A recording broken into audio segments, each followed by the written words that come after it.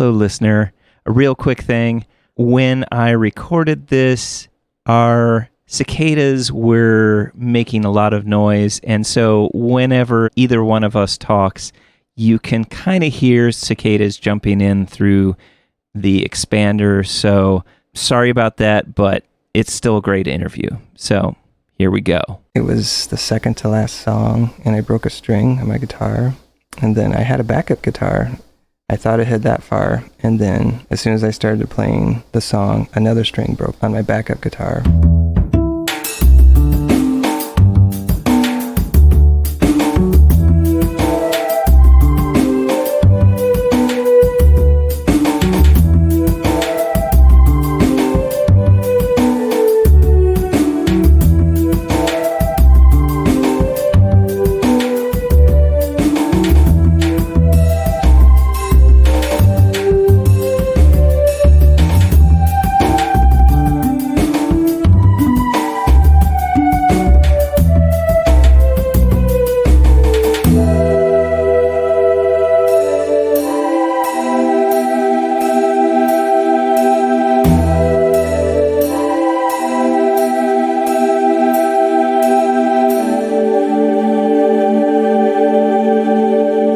Welcome to Champagne is Also a Band podcast. Today, I have Kurt Bielema, and you may know Kurt from such bands as Angie, Heaton and the Gentle Tamers, June and the Exit Wounds, and Marty, I should have asked, Martymitego? No, it's Marty Might Go. Marty Metco? Marty Might Go. Marty Might Go. Mm-hmm. Awesome. I'm so glad I should have asked. We played shows, at least one show that I remember at Mabel's. We played a lot in the basement, then eventually we branched out and had, I think, one show. Kurt, welcome to the show. Thank you, Sven. It's great to be here. Today we're going to be listening to your song, Loving Revival, off of the album Space, which is set to be released on August 22nd. That's correct. Without further ado, let's listen to the song.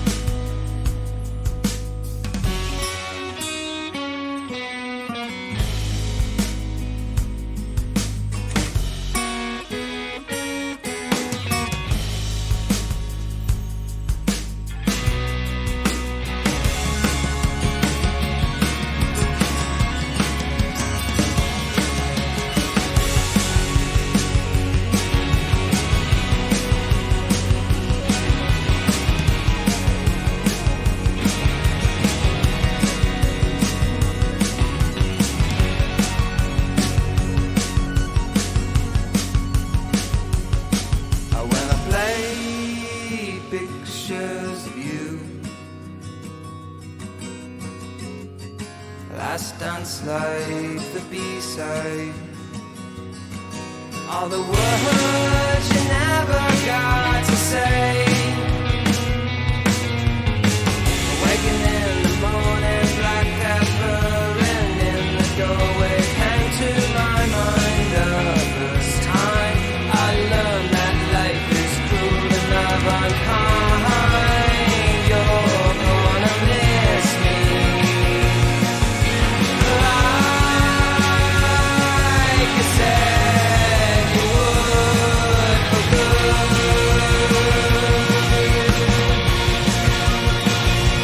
You're gonna miss me. You're gonna miss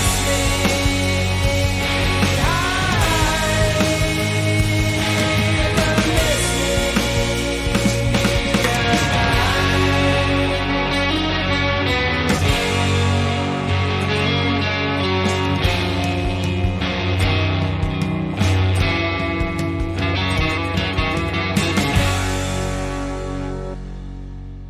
Welcome back. So, Kurt, my first and favorite question to always ask is, what came first, the lyrics or the music? I think the music in this one came first, and then I kind of mumbled over top of it for a while until a theme started appearing, and then I just continued to write it. It was an acoustic tune, and I actually recorded it as an acoustic tune first, but at the same time, I was kind of exploring Logic, the recording software, and I was exploring this technology, artificial intelligence of the drummer. They have all these like different drummer settings. I wasn't doing it very seriously at all, but then things started working and things started sounding better. And this song was really only imagined to be an acoustic song, and I think you can hear the acoustic pretty much throughout. As I was getting the beat down underneath it, I started having all these other ideas, like how to make it more interesting. Because I guess maybe I was a little bit in a rut of making acoustic music that, sounds a certain way. Like I've just done a lot of songs that sort of sound sort of in the same ballpark, and I really wanted to break out sonically, and that's pretty much what I did. I just had it in the back of my mind that it needed some different element. And that element was that arpeggiated like keyboard. Let's talk about that. How did that come into being? Was part of that actually the programmed arpeggio in it, or did you actually program? No, I didn't program the individual things. Okay. I just spent a little time like learning the chords of the song on the keyboard, and then I kind of created my own complementary versions that went along with the guitar chords. And then I just thought of that Who song that Right, Barbara O'Reilly, whatever. I don't know why that popped in my head, and I was like, I'm going to try arpeggiated something. And really, it took me maybe 10 minutes, because I just recorded with the chords, and the arpeggiator did the rest, just with a little tweaking. It probably took maybe 15 minutes for that part of the song. And then the drums came next, the motoric beat, which is throughout it, the dun, dun, dun, dun, dun, dun, dun, dun, dun. Yeah. That came next, and then it was a whole bunch of guitars. My question is, why G flat? Why the key of G flat? I was like, wait, what? What's going? Well, it's done in drop D tuning. I move the capo around a lot. It really depends on the register I'm singing in and what feels best. It's just like this internal, like, okay, that feels best.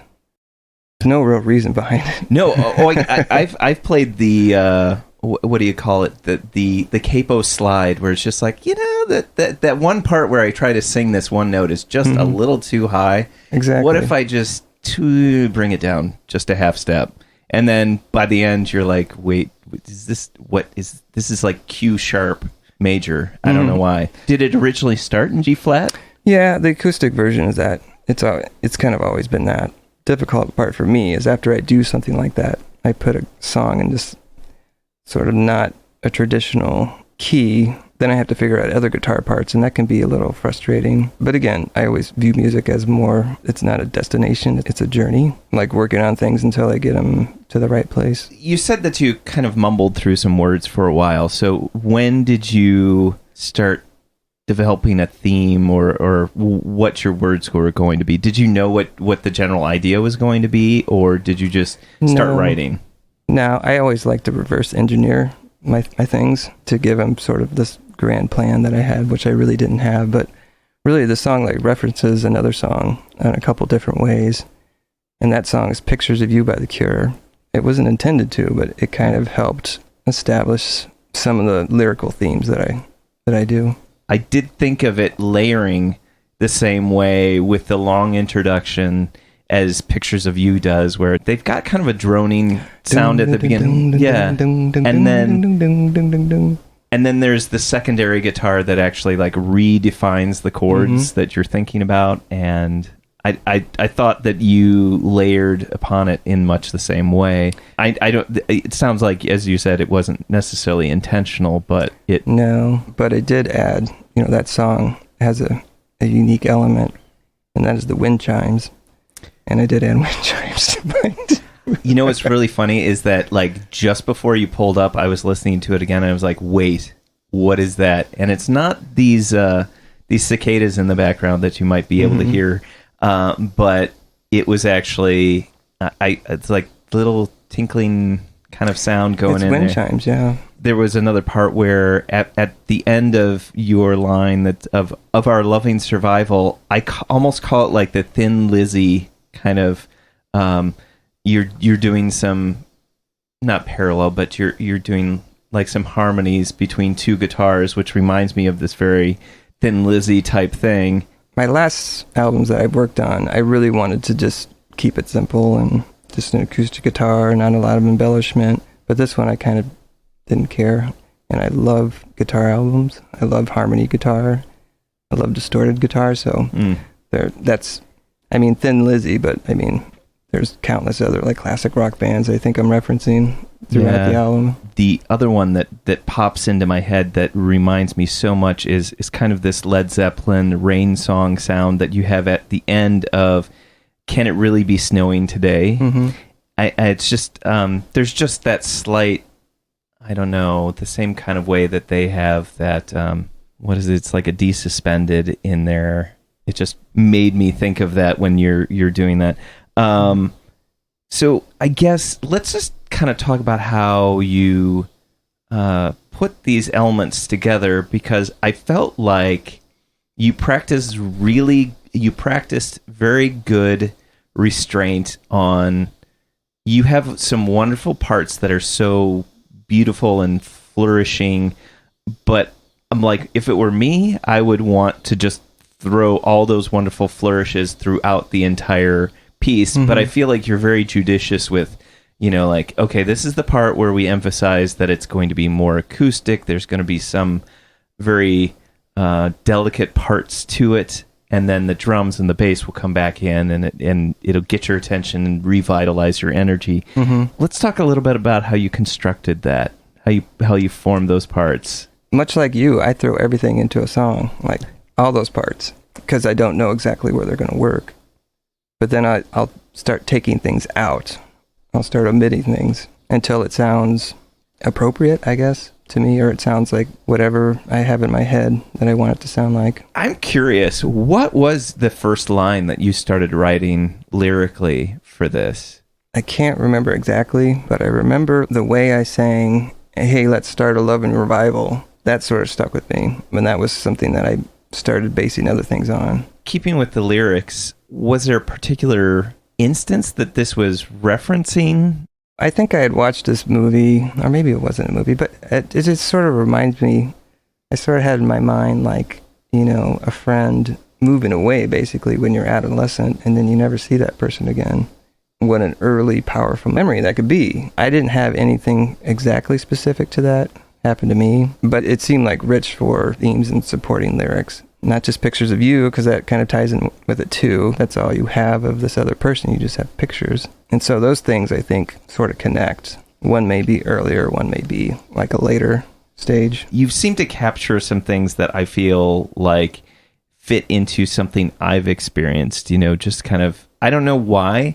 Does everybody have the one friend that they go over to and hang out in their basement and like just listen to tunes or like have like their own space, but it's in a basement. I wasn't the one that had the basement, but I had a friend that had a basement. So it just spoke to me and made me think about, you know, those times. And I really struggled with those first couple lines, because I had a lot of different versions. One talked about having a Bible and a bottle, and then this one, of course, is the black lights in the basement.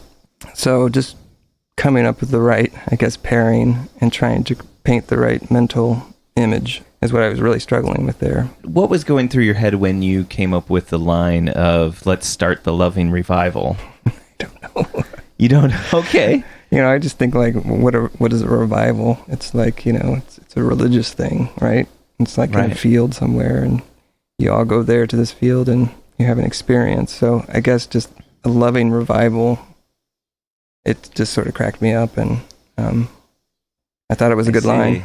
It's the title of the song, but you said that was the part that you enjoyed singing the most, and it kind of stuck. I guess I've had a few times where I've written something and it's just like, because of me just singing and and then a word comes out and you're like, okay, and then what does that mean, and then how do you fill in the cracks around that? Well, it's kind of like explaining the line before it about the kiss on the neck and how exactly that felt. It felt like 16 tons, and then you want to start a loving revival.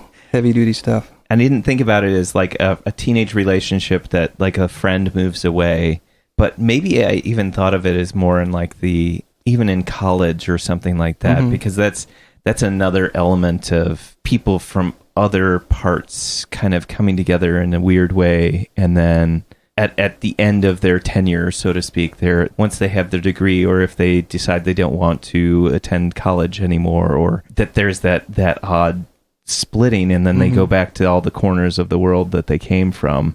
One of the things that I like to do is say like what my favorite line is. There's like two parts, I guess, but this feels very hopeful, and then there's that kind of that change, like, can it really be snowing? And then when I play Pictures of You, there's that like remembrance of looking back, because now you have only the pictures of that person. Walking in the morning, black cat purring in the doorway. The music isn't necessarily heavy at that point, but I feel like you just dropped this big ball of foreboding, and I don't know if that was intentional, but I feel like you're leaving with that, like, how do I say it, like the palate cleansing sour, where it's just like there's this kind of it's kind of the start. You started a loving revival. This is sort of the come down, the other side of it, when something reminds you of something that's not necessarily a nice memory. And then I learned that life is cruel and love unkind. You're going to miss me like you said you would, for good. I work hard on these songs, but I never really know if it's making sense to anyone but me. So it's nice to hear you try to put the pieces together, put the pictures back together. Yeah. So I guess what is your favorite part of this song? I like about the first like minute or so. Well, isn't that where you don't sing? Because I did write that down. I'm like, no, it's 1 minute and 9 seconds of instrumental getting into it. I really like how it all comes together, how the disparate parts. It kind of reminds me of a U2 song. I could see that. I mean, I like all the parts. Oh. You know. No, I was just curious. There's like, I didn't know if there was a one line or something that really speaks to you that still gives you chills. I think probably You're Gonna Miss Me Like You Said You Would. I think that's a good line. Why did you pick this one as your favorite song to talk about? It kind of was the first domino to fall. This whole process of making an album, that was the first one that really felt good. And it just kind of led to the next one, then it led to the next one, the next one, and the next one. I kind of like had this process of just getting the song arranged and everything sort of where it needed to be in the program, that I could just start building layers and thinking really strongly about how long this section is going to go, and should there be an instrumental section here. I think I always said yes for most of the album, which you'll probably hear at some point. I think about what I would say best describes my writing style, and I really think it's Pink Floyd. They're psychedelic, but they can be sort of hard. They can be incredibly melodic too. Incredibly melodic, like David Gilmour. I mean, he's a great guitar player, and that was just like the music I used to play Like, I wasn't really into The Cure. I mean, I like that song, but I was really into, like, prog rock and bands like that. I must say, when I first... I know I'm kind of breaking with my format here a little bit, but honestly, when you sent me the link to listen to this song, I did not expect to hear this arpeggio. I wasn't sure what was going to happen. Well, yeah, because you know my other stuff. Right. It's not like that at all. I think that this is, you nail like all these different electric guitar sounds. Like you've got this really kind of slightly crunchy but very tube ampy kind of guitar that comes in as like that initial like G flat pedal that's supposed to set the I don't know, the bass, because at first it's the arpeggio always makes me think of it's very coming in out of the mist, and maybe that's I've just seen enough rock and roll videos where there's like the and then it's these long-haired guys coming out of the mist. But that's a good idea for a video.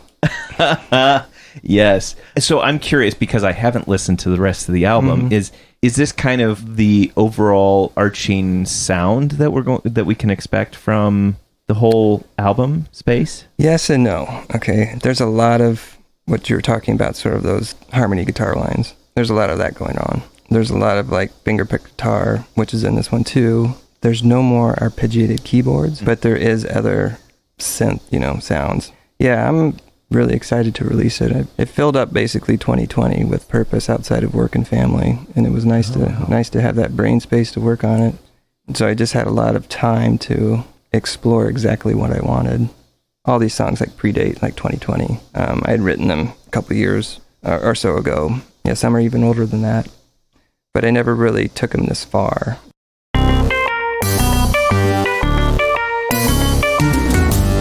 Champaign is Also a Band podcast is proud to support Exile on Main Street. Exile on Main Street, located in the old train station building at 100 North Chestnut Street in downtown Champaign, has been helping to build record collections since 2004. Carrying a wide array of new and used LPs, CDs, and video games. Exile on Main Street has something for just about any music enthusiast and old-school gaming devotee. Exile also hosts regular free live music shows on its stage, so be sure to check out their Facebook, Instagram, and Twitter pages for the up-to-date details on the next upcoming event. Open 7 days a week, they can be reached by phone at 217-398-MAIN. That's 217-398-6246.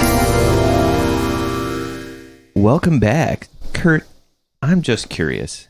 Do you have a favorite venue in Champaign-Urbana? I love what the Rose Bowl is doing.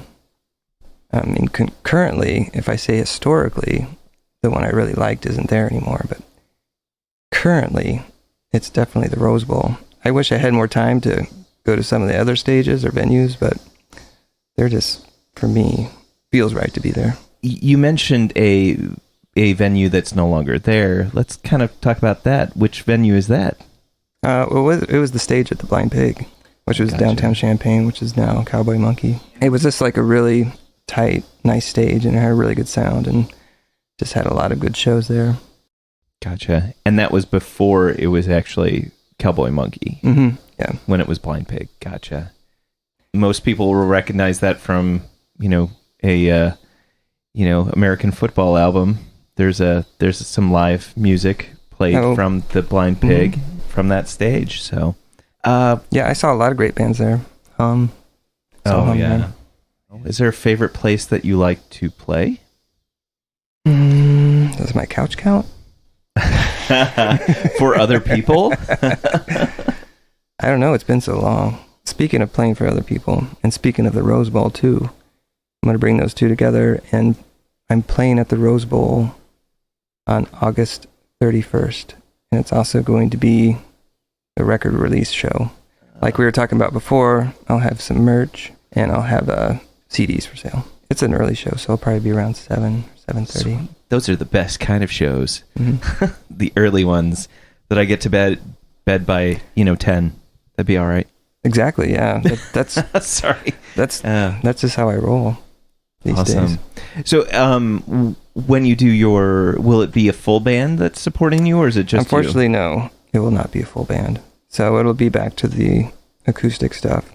But I think I might do some space karaoke and maybe play the songs just as they are through the speakers and take out the vocals and then just sing. Yeah, I think it would give people a lot better idea of what the album sounds like. I am curious to hear what this song would sound like acoustic. So even if you ended up it being an acoustic one man, one guitar kind of show, I think that would be awesome too. I mean, I've never seen you do a bad show, so that's always a good thing. Oh, I've done bad shows. Would you like to tell me about a bad show that you did? No, I can tell you about the worst show I had in my life, which was an Angie Heaton show at the Metro in Chicago. It was the second to last song, and I broke a string on my guitar, and then I had a backup guitar.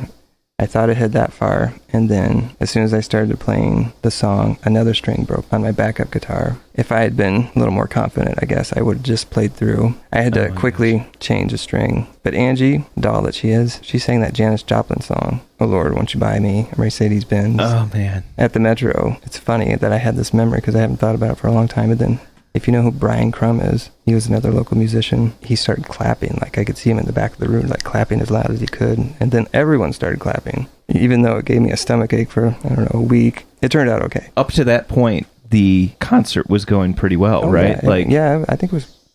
Sometimes when Angie would talk later about, being so nervous on stage, like, it seemed like that wasn't really a thing, or at least she covered it up so well, or I don't know whether it was one of those things where she just didn't think about it until after, but she always seemed so comfortable on stage, and I could never, I don't know. I could never do that, and it just reminds me how remarkable she was.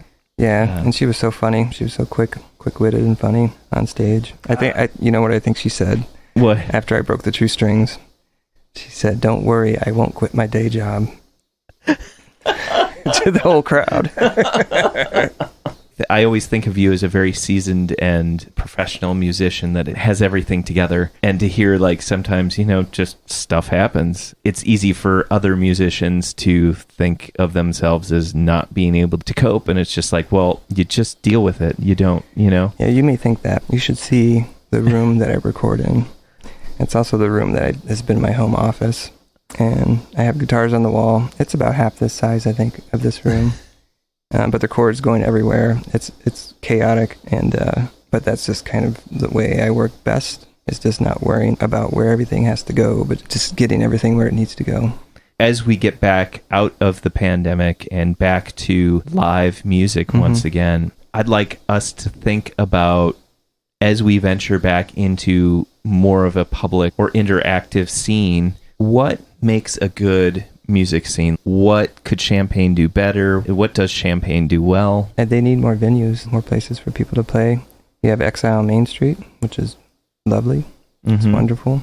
I guess I mean Champaign-Urbana, that whole area too. But yeah, definitely more venues. I agree with that. Well, the scene, it's really different than it was when I was a 20-something. And I always felt like I wasn't really part of a scene, even though I probably was. So I don't know how to advise, but I think musicians love to play with other people generally, and I think you have a lot of talented players. You need people that want to sort of stick their neck out and create original music, and you want people that feel that they have a voice, but you also want to give them places that they can readily play, to talk about the Rose Bowl again, because, well, that's the only place I go. I guess that's all I can talk about.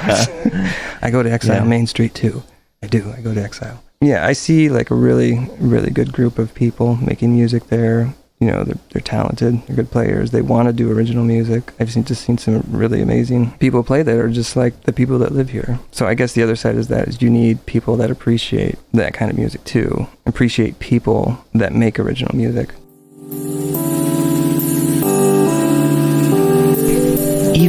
midst of the current coronavirus pandemic, the Jubilee Cafe is continuing to serve packaged, home-cooked meals free to all every Monday evening, 5 to 6:30 p.m. Meals are available for pickup outside the 6th Street door to the Community United Church of Christ in Champaign, Illinois, 805 South 6th Street.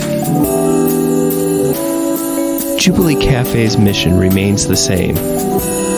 Feed hungry people by cooking healthy and delicious meals. We are open to anyone who cares to receive a meal. For information on the meal or how to volunteer, go to the Jubilee Cafe CUCC Facebook page or email us at jubilee.cafe@community-ucc.org.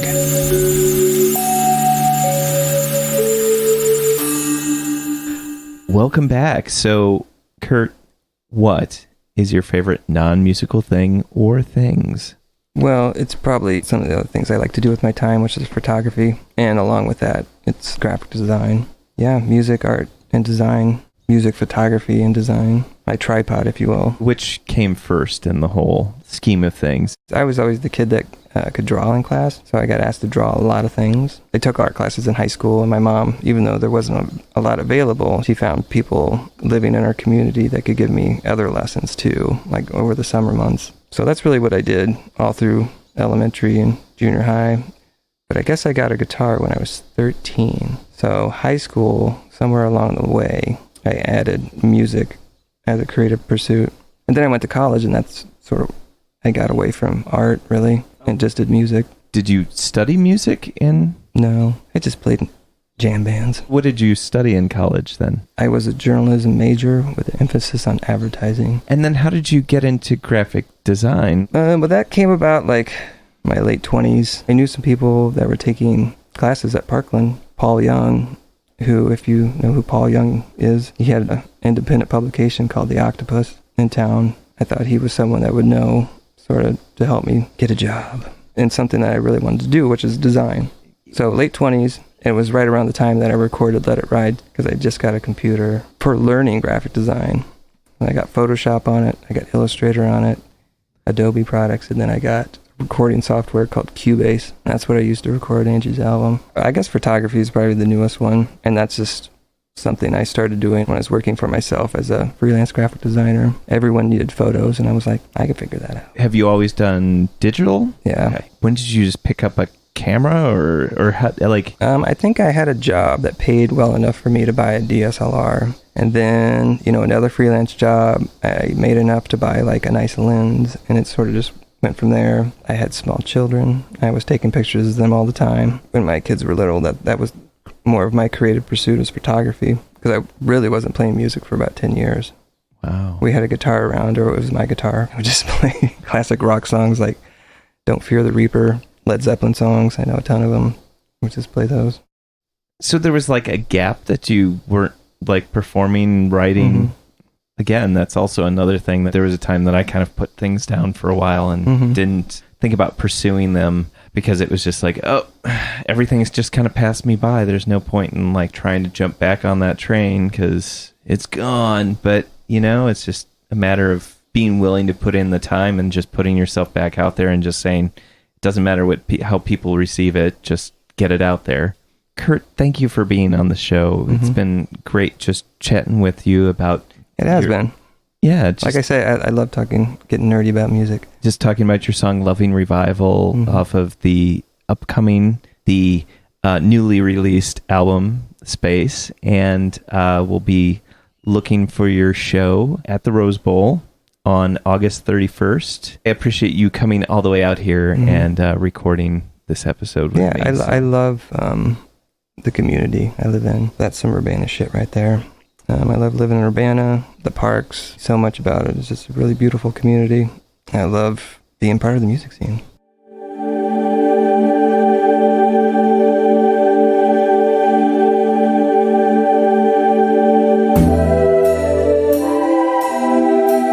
Thank you for listening to Champaign is Also a Band podcast. This is Kurt Bielema reminding you, great music is out there.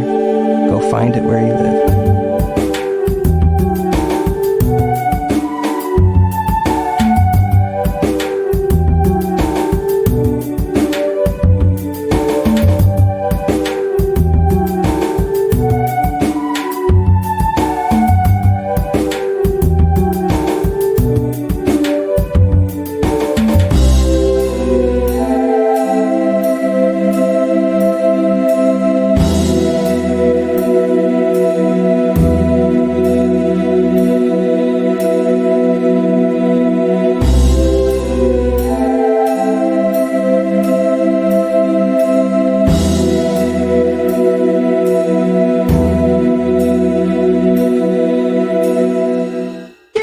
That's a wrap.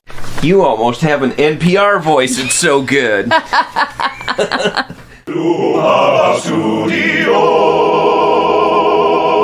South Peter on the inside. Today, I have there it is.